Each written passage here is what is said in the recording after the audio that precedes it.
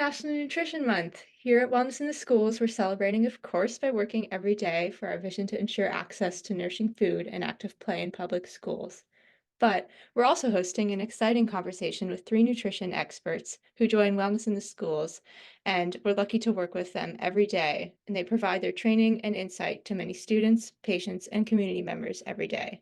So, welcome Maya Fowler-Witz, board member, Ricardo Diaz, with chef, program manager, and our registered dietitian nutritionist on staff, and Tiffany Way, a dietetic intern who is working with us this spring. To start, can you each tell me a little bit about your background and what led you to nutrition and becoming an RDN, and then ultimately to Wellness in the Schools? So I guess I'll start. And I guess I came to nutrition through my love of running. And this story is a short and funny one, but I was running and my running partner and I were not doing a great job of fueling ourselves. And I Googled nutrition for runners. And that's how I came to dietetics because I was like, oh, this is something you can study. The way that I came to be a Wellness in the Schools board member is that I was recruited and I actually said, I want to meet with your staff and your leadership. And I met with Ricardo and Marion. And then I thought, okay, well, this sounds like an organization that I would absolutely love to dedicate my time to and my philanthropic efforts. And so that's how I became a Wellness in the Schools board member. I'll go on ahead and I guess for me, coming into nutrition was something that I kind of came into indirectly. I was originally pre-med in college, but as I was taking nutrition courses that were mandated just one by one, I gradually shifted my focus away from pre-med and towards nutrition, just as I noticed that as a result of taking on some changes to my own habits, I was noticing changes in my own health. And I didn't really connect the dots to food initially at first.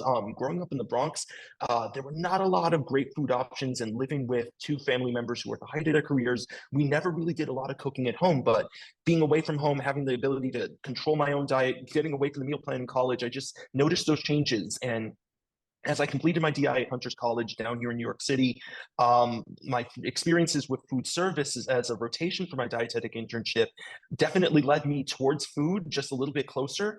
I was in the basement of a Michelin-starred restaurant working in pastry, which is like the last place you'd expect a dietetic intern to end up. But I just loved the experience with food. It led me to pursue a community job afterwards where food was part of the focus in educating about nutrition. And just by virtue of that, I found that after I taught nutrition for a while, it just worked best when delivered within the context of food. And that led me to go ahead and go to culinary school and kind of connect the dots bit by bit. And after culinary school, there were just a handful of people who just pointed me in the direction of WITS. I initially worked teaching high school students about nutrition and health, and just working with the younger and younger population made it easier or allowed me more opportunities to just make sure that the healthy habits stuck with the students. I will also talk a little bit about my own background. So I got into nutrition also because of my athletic background.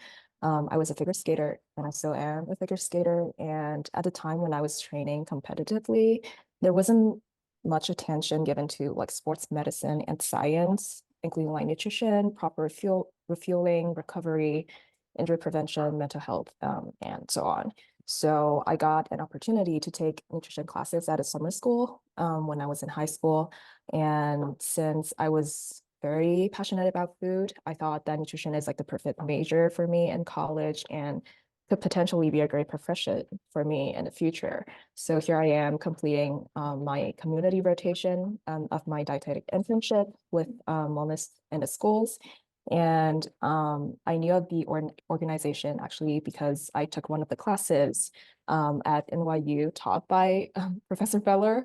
It's the nutrition and life cycle class. And when I was trying to find a rotation site for my community rotation, I thought of WITS, and I've always wanted to work with kids. I've never had this experience working in a school or working with school nutrition, and I thought it would be something I will be interested in, and this is where somewhere I will be interested in starting my dietetic internship. And I would say so far my experience has been great. I couldn't think of a more perfect place to start this experience, surrounded by so many kind and warm people working toward the same good cause.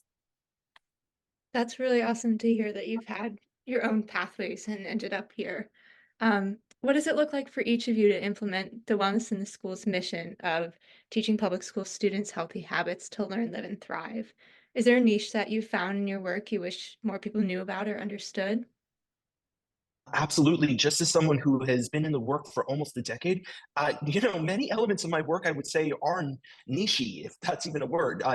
So I initially started off as a chef in the schools, and that just gave me an opportunity to just appreciate the impact of nutrition education as part of the school curriculum, especially within the context of the school experience, and the students' experience and expectations of consuming lunch at school. And treating the cafeteria as a classroom has been an educational niche within that niche. And it's just been really empowering to have nutrition education tied to the cafeteria, to be able to have cooking classes that showcase the same recipes in lots of instances that are being served with some modifications to fit the federal and local guidelines that the school districts we have for their menu standards. But I would say another thing too is that the pandemic just brought increased meaning to the engagement that we were having as well. Not only to be able to talk about the connection between food and health, but also looking at wellness as a big focus of the organizational approach to educating school communities. And when I say that, I don't just mean the students who were behind a computer for most of the day, but also to the school lunch workers, those essential workers.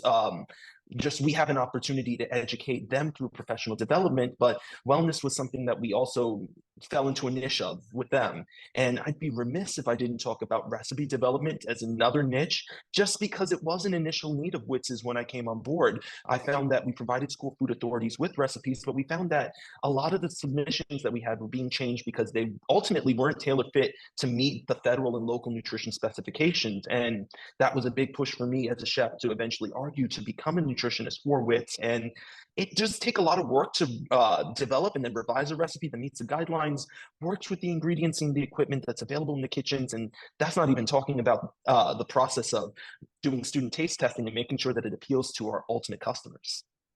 So my experience is a little different. As a board member, my connection with WITS is really around helping to raise awareness for the organization, and then also supporting the organization in various ways, whether or not it's hosting a dinner that's a fundraiser or a benefit for the organization, or partnering with another board member, Chopped, to create a salad where some of the proceeds from the sales of the salad actually go back to wellness in the schools. Even though the organization does receive some funding, you always have to bridge that fiscal gap. And so as board members, we're really there to support the organization, help to raise funds, and also help to raise awareness. So it's very different than my work as a registered dietitian, whether or not it's my practice or it's my media work. This is kind of my heart-centered, the love that I give the organization, because I believe that nutrition in the pediatric population and on that school level sets the trajectory for kids understanding not only of their health, but kind of what's possible around food as they grow up. I guess for me, because I'm a dietetic intern and it's always good to see what's happening actually in the field. So I go more into schools, going to the cooking labs, talking about the nutritional benefits of the recipes we're doing. And just like in small gaps, we'll introduce or emphasize some small healthy habits, such as like eating a rainbow when we're discussing the vegetables used in the recipe, or just like using herbs and spices to flavor dishes instead of adding a large amount of salt. Just like adding these small things that the students or the kids will be interested in, and they can bring them back to their family when they're cooking.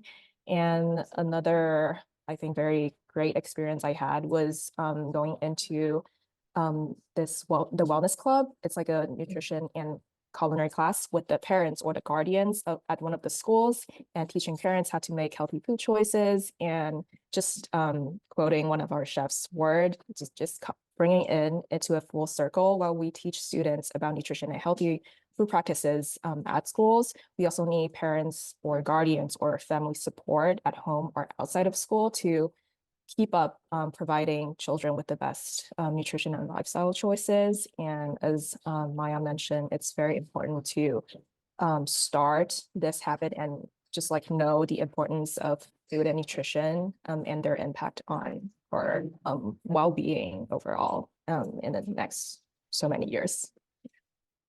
It's so important to have all those one-to-one teaching moments. And we talk a lot in this organization about the one size fits one principle, meaning that each person has different lived experiences, and to help understand someone, you have to meet them uniquely where they are.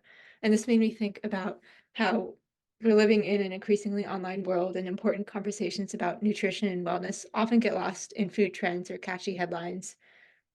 How would you describe the state of nutrition in your work now, and have you seen the kinds of conversations you're having with others change over time? I think that's a fantastic question. And I would say the online landscape is really changing how everyone from our youngest citizens to our oldest citizens and globally think about nutrition. For example, TikTok is the largest search engine currently. And so if that is the case, it means that people are getting much of their health, wellness, and nutrition information from TikTok. It could be misinformation, it could be disinformation. And it also could be coming from people that are not credentialed. It can be from the aunt, the uncle, the neighbor saying, this worked for me, therefore you give it a try and it'll work for you.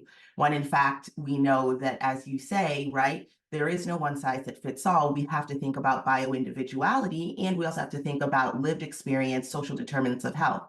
And when we look at the social media landscape, those types of conversations are not happening. And so the risk is that kids are online, adults are online, and that they're picking up information that is not grounded in evidence. And then they're saying, well, this is what I should replicate for myself. And one of the most egregious things that we tend to see is these wild fad patterns of eating that are either incredibly high in saturated fat or incredibly low in carbohydrate or incredibly high in protein. And that is likely not applicable to the masses. Those extreme patterns of eating are like the door opening for systemic dysfunction. And so I do think that when we're thinking about dietitians out in the workforce, and when we're thinking about organizations like Wellness in the Schools, it becomes even more important because it is sound nutrition advice that's realistic, takes taste and affordability into consideration. And so it's more likely that people are able to replicate the recipes that, chef is able to put into the schools, or that the kids are able to say, oh, I learned this at home, and it actually is in conflict with something that the parents may have seen on social media, and actually have a conversation. So I do think that we need many more organizations, and we need this like top down, bottom up, everybody coming at that misinformation, disinformation, social media machine, so that we can really help people have a clear understanding of what's reasonable. Thank you for that, Maya. I can definitely just affirm that there's just been an explosion of media content related to food and wellness, especially after 2020. We were all on our phones. We were all learning how to make sourdough bread off of TikTok. And I want to say that one of the positives from that is that there's a lot more knowledge on the part of the students about food and food trends than there was when I started with WITS almost a decade ago. And I just find that as a result of wellness in the school chef, establishing a culture of wellness from their work within the cafeteria, within the classroom. Students are very responsive to engaging in conversations with myself or any of the other WIT staff about food. And in part, it's because of this culture of wellness, but it's also in part from them responding to what they're seeing online, whether it is credentialed information, whether it's grounded in evidence, or whether it is just a lot of information about, say, a lot of misinformation, I should say those fad diets or those eating trends that we would just as professionals recognize as something that isn't balanced, definitely. And I think that when it comes to that opportunity of talking with the students, it's about kind of drawing comparisons, bringing things back to what a balanced lunch plate, what a balanced plate would look like. I say lunch plate just because a lot of students are responsive to what they're seeing out in the real world. And it's interesting that they're looking at, say, like trends in food or how food is served in, say, even the establishments around the schools, and comparing that against what they're being served at lunch. Meanwhile, what they're being served at lunch is the picture of a federally recommended federally recommended nutrition plate. It's my plate in action, that students getting the opportunity to have their vegetable, to have their fruit, and to also see it. I guess there's a disconnect on the students' part when they see the portion sizes that they should be eating as served in lunch versus what they may be eating outside of school. So it's always interesting to have these conversations, to continue to develop the students' health literacy and their own literacy around food, but also to kind of pick apart what we know to be sound evidence versus what students are hearing in the background, and also doing this respectfully as well too is really important without, say, potentially shaming food or shaming a particular trend as well.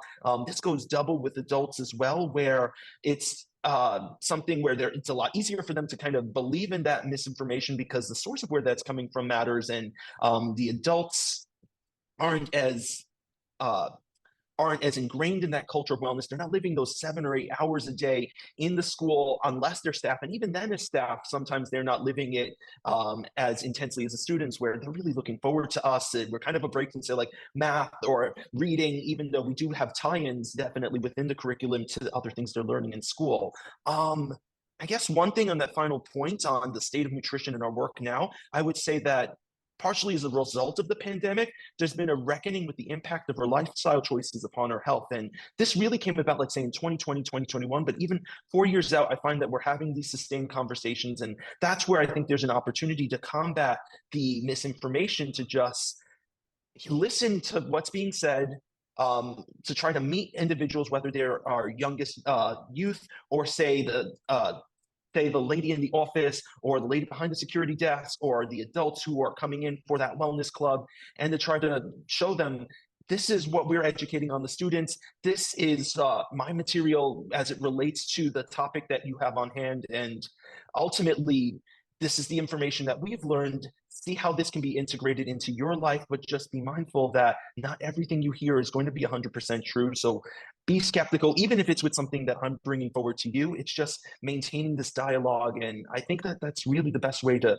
go about with that, combating the threat of misinformation, utilizing that opportunity of just continued dialogue. I totally agree what Maya and Chef Ricardo just said. So insightful, and just maybe adding 1 or 2 points on them. I'm definitely seeing more respect and understanding for all individuals in our society. There's more emphasis on equity. I would say just name a few: genders, racial, ethnic, etc. And we're being more conscious of meeting the individual needs, considering just like cultural relevance, food accessibility, job or academic demands, health literacy, and so on. And we are being more aware of the professional language we're using when delivering the nutrition information to the general public. And I think there is definitely the less stereotypical impression of dietitians as food police, and just like more emphasis on overall wellness and well-being of our clients or patients. And even though we do work mainly with food and nutrition, but we are also looking into the effects of stress, mental health, genetics, and all the other important factors that can affect our nutritional and health status. And it now is less about being like a disciplined person following a strict diet, but it's more about like this personalized lifestyle that works for each individual. I totally agree. And I think that organizations in urban centers with progressive leaders are engaged in that. And when we pull back and look at the nation at large, there's still a good bit of work to do around equity and also thinking about individuals and social determinants of health. There still remains this undercurrent that we know from the policy side that we're working to make sure that equity is in the language and that we're really thinking about what the most marginalized communities need and what kids in public settings need.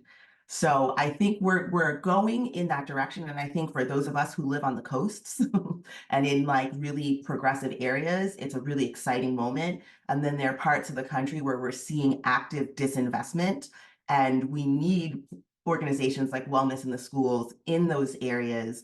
And that's why we need funding, not just the local, state, federal funding, right? But we need the funding so that Wellness in the Schools can go into places where that kind of wellness discussion is not happening. And that discussion from an equitable anti-racist lens is not happening. On that note, what do you think is in store for school nutrition in the next few years in your respective areas? I think that's a great question. I think it's complicated because federal funding changes with every administration, and what we have access to can change.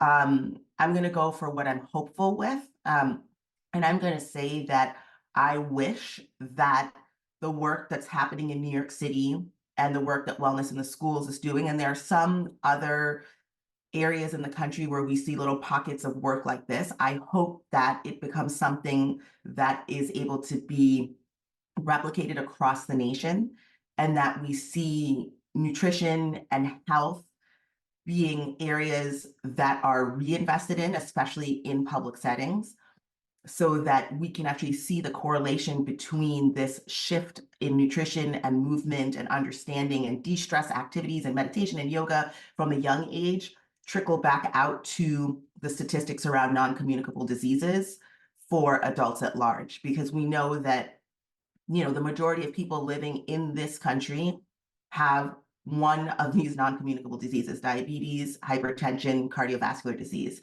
And we're seeing people younger and younger be diagnosed with what used to be adult onset diseases.